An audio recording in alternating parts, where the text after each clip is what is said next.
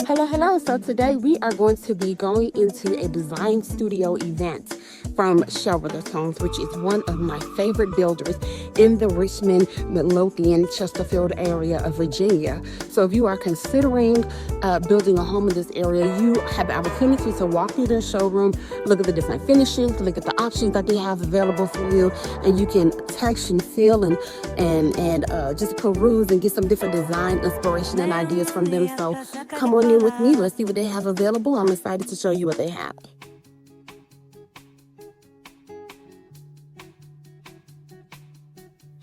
Here are some tips when you're choosing your design finishes for your bathroom. You want to consider not only function, but also your personal aesthetic. What type of colors are exciting to you?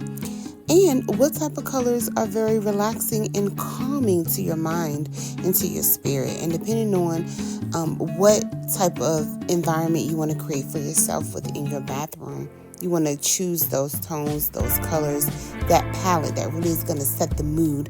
Whether you want to have a bright, airy space to get your day started, or whether you want to have a more retreat-like, luxurious space at the end of your day to help you to relax. So you want to keep those things in mind. And also don't forget about the lighting. So not only is the paint color important, not only is the tile color, the flooring color important, but the lighting. As we move into the countertops here, I want to give you some quick tips for your bathroom countertop finishes that you might want to choose. You want to consider choosing things that are timeless. Now, timeless finishes in the kitchen and in the bathrooms are going to be those things that not only you will appreciate and love to have in your home, but a future homeowner would appreciate as well when you think about reselling the property. So, a quick and easy way to think about, are the finishes and are the design options that I'm choosing going to create lasting resale value? Is to think, will the future homeowner appreciate this as an upgrade? Or are the options that I'm choosing going to be so customized and so stylized and so personalized to my own taste that a future homeowner will not appreciate it? Or it might even turn them off, or it might cause a reduction in the price, or it could cause a longer time on the market when you're trying to sell the home because the finishes are so personalized to you. Now, that is not saying that you have to have neutral tones. You can have some bold tones and you can have some bold colors, but it does need to be timeless. Think about that when you're choosing your finishes.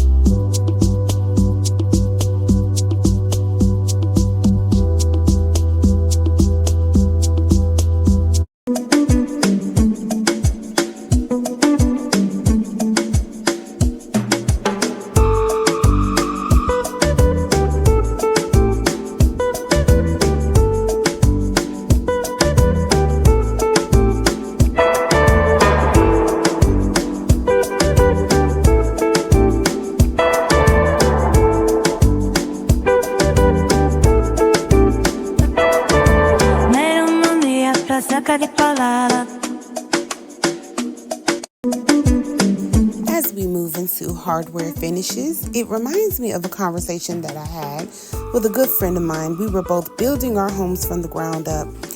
It was my first time going through the process, and it was her first time as well.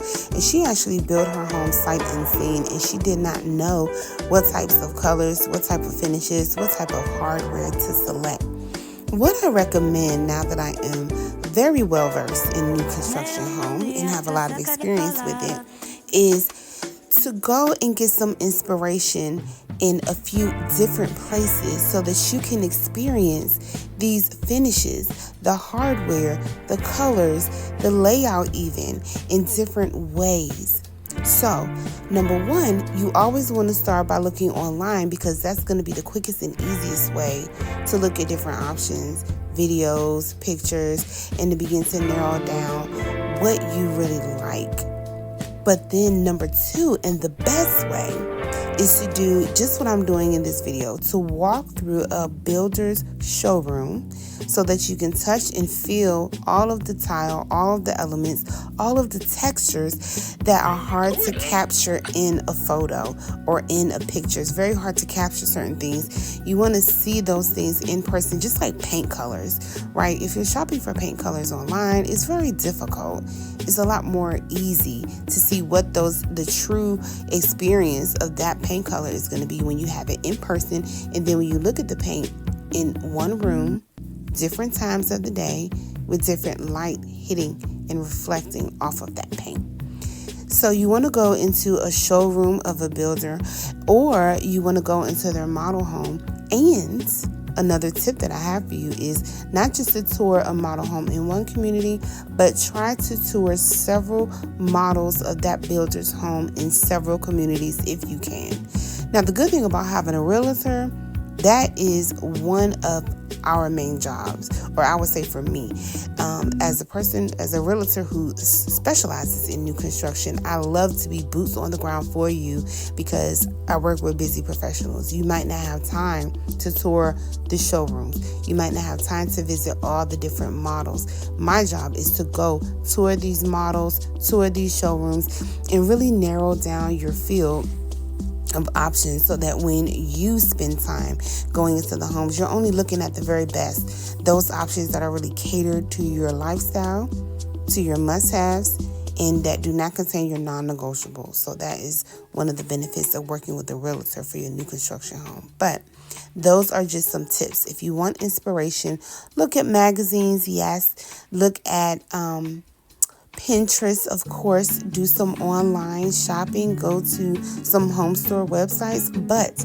physically go into the showrooms, physically go into the model homes. Those are amazing ways that you can touch and feel these design options before you choose them and before they are in your home, and then you spent all that money on tile and on flooring and on lighting and realize this is not even what I really want. And then you have to go in and try to do some changes and some upgrades, and you could end up wasting a lot of time and money. So that is Sarita's tip on today. So I hope that was helpful for you.